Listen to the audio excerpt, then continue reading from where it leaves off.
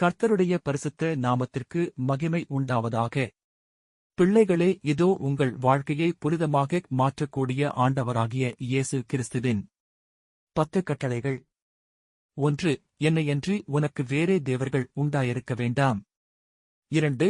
ஒரு சொரூபத்தையாகிலும் யாதொரு விக்கிரகத்தையாகிலும் நீ உனக்கு உண்டாக்க வேண்டாம். 3. உன் தேவனாகிய கர்த்தருடைய நாமத்தை வீணிலே வழங்காதிருப்பாயாக. 4. ஓய்வு நாளை பரிசுத்தமாய் ஆசரிக்க நினைப்பாயாக. 5. உன் தகப்பனையும் உன் தாயையும் கனம் பண்ணுவாயாக. 6. கொலை செய்யா திருப்பாயாக. 7. விபச்சாரம் செய்யா திருப்பாயாக. 8. களவு செய்யா திருப்பாயாக.